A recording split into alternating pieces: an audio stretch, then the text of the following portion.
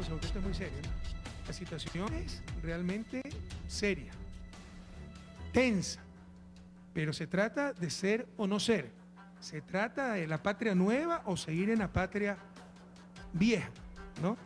¿Quién manda aquí? El poder civil, legítimamente electo, con legitimidad democrática, o estamos en un momento crítico, pero histórico para la patria. Yo no tengo miedo a estas cosas, compañero. Sería la peor torpeza a estas alturas, cuando yo voy a entregar el gobierno, que me agredan, atenten físicamente contra mí, porque inmerecidamente me inmortalizaría. Yo no estoy aquí por el poder, sino por dejarle una patria mejor a nuestros hijos. Que si me tengo que ir a la casa me voy, contento. Pero no voy a permitir estas cosas. Estamos en un momento crítico e histórico para la patria. Trataron de construir un Estado dentro del Estado. Por decir estas cosas, después me acusan de haber ofendido a las Fuerzas Armadas. ¡Qué ofensa! Es una ofensa a la patria lo que han hecho ciertos cuadros anteriores y que se permitió hacer, dicho sea de paso. Tenían su propio sistema de justicia. ¿Por qué? Tenían su propio sistema de educación. ¿Por qué? Ah, no, ellos tienen derecho de educar militarmente a sus hijos. Bienvenido, yo no estoy cuestionando eso. Alguna vez yo también quise ser militar. ¿Pero por qué lo tiene que pagar el Estado? En cualquier parte del mundo hay academias militares privadas, muchas veces de oficiales retirados, coroneles, etcétera, y mandan los padres de familia que quieran educar así a sus hijos. Pero esa no es la educación pública. ¿Por qué la tiene que pagar el Estado? Hay más de 30 colegios, le estamos reduciendo a 6, 7 emblemáticos. Es otro atentado contra las Fuerzas Armadas. Tenían su propio sistema de salud. Tenían su propio sistema empresarial. Antes por eso no les importaban las jubilaciones a ciertos altos oficiales que ahora reclaman de servicio pasivo.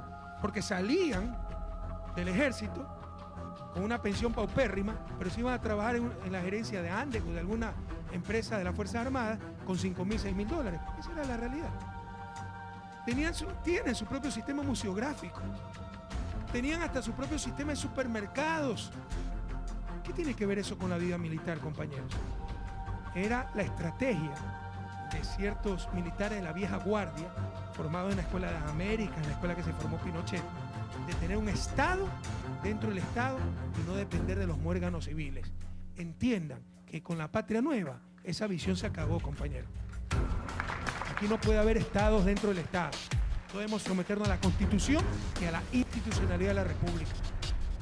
Y por último, relacionado con lo anterior, el problema es un problema de poder. Jamás un presidente civil se ha atrevido a decirle a las Fuerzas Armadas qué hacer. ¿Cómo viene este presidente de izquierda?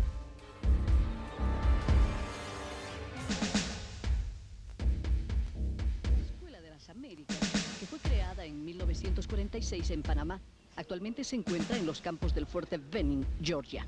Esta escuela enseña a manejar M16, a hacer guerra psicológica, a realizar operaciones comando y entrena francotiradores. Puesto que en décadas no se han producido guerras de mayor importancia en los países latinoamericanos y la amenaza comunista se ha desvanecido, ¿por qué dar este tipo de entrenamiento? Diputado Joseph Kennedy. Si uno se fija en la variedad de materias que ofrecen a estos individuos, se puede ver que en realidad ellas están destinadas a preparar líderes militares de países extranjeros para que luego provoquen la subversión en sus propias comunidades.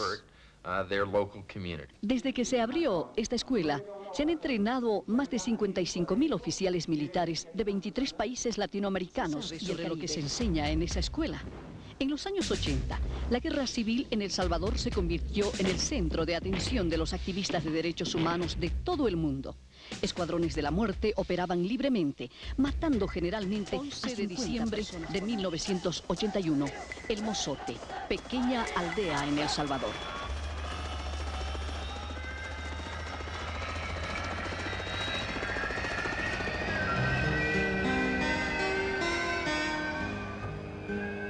Primero llegaron y dijeron que todos salieran a la calle.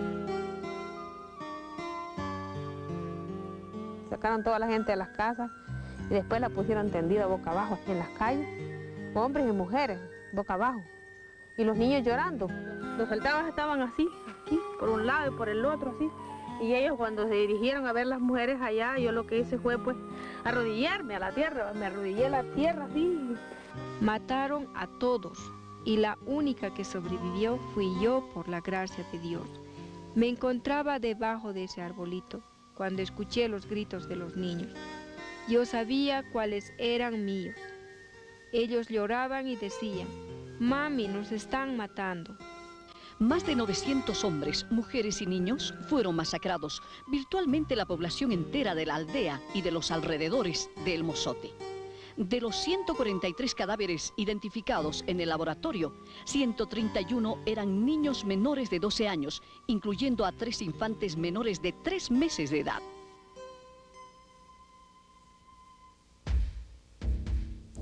10 de los 12 oficiales citados como responsables de la masacre del Mozote eran graduados de la Escuela de las Américas y miembros del batallón Atlacatl, que es parte del ejército del Salvador. Con ciertos militares oficiales en servicio activo, cuando la Fiscalía, en su total derecho, yo puedo estar de acuerdo o desacuerdo, pero es su derecho, eso es innegable, empezó a investigar un delito de lesa humanidad y mandó a arresto domiciliario a 8 altos oficiales retirados.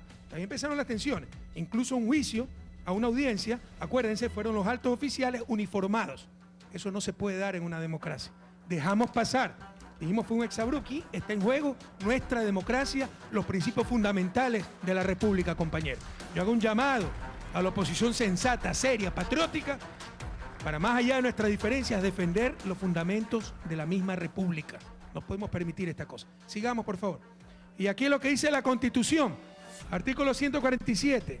Son atribuciones y deberes de la presidenta o presidente de la República, además de los que determine la ley, numeral 16, ejercer la máxima autoridad de las Fuerzas Armadas y la Policía Nacional y designar a los integrantes del alto mando militar y policial. Pero yo no soy superior. A mí se me puede insultar a un general. El Salvador solo es una parte de la historia de la escuela.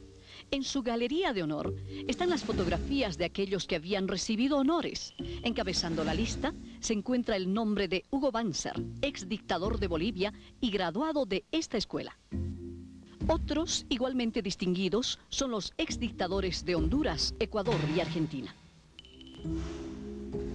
Durante la dictadura de la familia Somoza, más de 4.000 guardias de la tropa nacional se graduaron de la escuela. A muchos de ellos se los conoció posteriormente como contras, responsables de la muerte de miles de campesinos nicaragüenses en los 80. El general que estuvo a cargo de la llamada Guerra Sucia de la Argentina también se graduó de la escuela. Durante ese conflicto interno a fines de los años 70 y principios de los 80, aproximadamente 30.000 personas desaparecieron, fueron torturadas. De 250 oficiales colombianos citados por abusos de los derechos humanos, asistieron a dicha escuela. Los 3 oficiales peruanos de mayor categoría, convictos en febrero del 94 por haber asesinado a 9 universitarios y un profesor, se graduaron de la escuela. Lo mismo que el comandante del ejército peruano, que sacó tanques a las calles para impedir la investigación sobre los asesinatos. El general Héctor Gramajo de Guatemala fue el principal orador en la ceremonia de graduación de la escuela en 1991. Grupos de derechos humanos denunciaron que él fue el arquitecto de las estrategias que legalizaron las atrocidades cometidas en Guatemala, las cuales dieron como resultado la muerte de más de 200.000 hombres, mujeres y niños. ¿Quiénes son los rebeldes? Debemos hacernos esta pregunta. Son los pobres, es la gente de América Latina que pide un cambio. Son los campesinos sin tierra que tienen hambre, los que trabajan en la salud, los defensores de los derechos humanos, los que organizan a los trabajadores, convirtiéndose todos ellos en rebeldes. Se los ve como el enemigo, y ellos son los que se convierten en el blanco de aquellos que aprenden sus lecciones en la escuela de las Américas. Pueblo ecuatoriano, yo no puedo ceder en esto, sería atentar contra los principios de la patria misma, atentar contra los más profundos valores de la democracia, de una república, ¿no? Entonces, aquí iremos hasta las últimas consecuencias, pero estar atento, pueblo ecuatoriano, a respaldar la democracia, a respaldar a su gobierno, a respaldar la Constitución. Aquí habla el coronel de corbeta, capitán de corbeta, ¿ya? Edwin Luis Ortega Sevilla. Pare de mentirnos que el país necesita la verdad y que se sancione tanta impunidad y corrupción. Dedíquele fuerza a eso, no a meterse con instituciones serias y honestas del siglo XX. Un respaldo total hacia el mando naval y soy de los que más monitorea esta afluencia de información en las redes sociales de Almirante.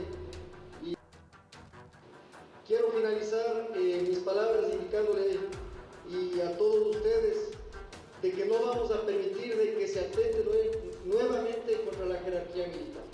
No conozco los métodos, ni quizá mi jerarquía no lo permite llegar sino hasta cierto nivel, pero solicito, mi almirante, delante de mis compañeros infantes de marina, se cambie de estrategia. Ellos piensan con las vísceras.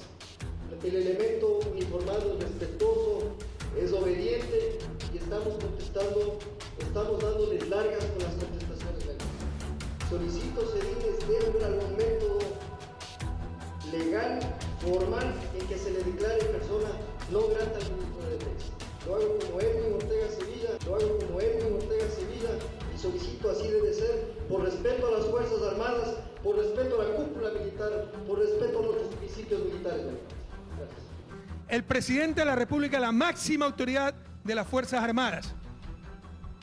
Y puede, miren lo que dice el párrafo segundo, sus funciones constitucionales en los aspectos políticos y administrativos las implementará a través del Ministerio de Defensa Nacional y en los aspectos militares estratégicos con el Comando Conjunto, sin perjuicio de que las ejerza directamente. Pero enviar directamente una carta a la tropa, bien insultado porque me salté la cadena de mando. O sea que un teniente insulta al presidente no es grave, que insulta a un general y sí. ¿Se dan cuenta de la barbaridad que están diciendo? ¿Cómo se burlan de los principios más elementales, de los valores en que se debe sustentar la Fuerza Armada y la patria entera? Y dicen, adoptando por unanimidad de criterio, al poder verificar que los hechos, acciones y circunstancias evidenciadas no permiten adecuar el accionar del señor capitán de corbeta Edwin Ortega Sevilla a la tipificación de la falta estipulada en el artículo tanto y tanto, ¿no? Por eso resuelve inadmitir el trámite dentro de este Consejo de Disciplina. Es decir, dejarlo en impunidad. No niegan que ha insultado, no niegan que ha sido ofensivo contra el presidente. Dicen que sí se puede insultar al presidente porque no es superior, pero a un general, a un coronel, ahí sí no. Vamos, pueblo ecuatoriano, todos juntos a rechazar esta antipatria. No lo vamos a permitir. No lo vamos a permitir. ¿Cuáles son las reformas básicamente? Ok, vamos a las reformas un poquito, bájame más. Sigue, por favor. Un poquito más arriba. ¿Saben cuánto nos cuesta un Ernesto González? Él gana casi $5.000. El subsidio es 60%, directo. Indirecto es mucho más, $3.000 mensuales. Tendrá 25 años de esperanza de vida. Eso nos suma unos $900.000 para un oficial. Ah, ¿es su plata? No, de ahí el 80% más es plata del pueblo ecuatoriano. Hay derecho a todo eso, compañero. Esos son los excesos que tratamos de corregir, sin perjudicar. A él no se le va a reducir su pensión, sí se le va a congelar, porque no puede seguir subiendo. Estamos en un sistema, la Constitución ordena que la Seguridad Social es un sistema solidario y no puede haber tanta diferencia. Más aún cuando 2/3 de la población no tiene, población adulta mayor, no tiene ninguna clase de seguridad social. Entonces, sigamos por favor, sigamos.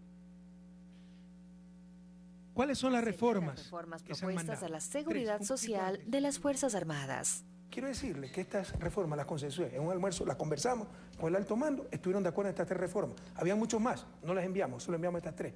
Y de repente el comandante del ejército sale reclamando por esta reforma.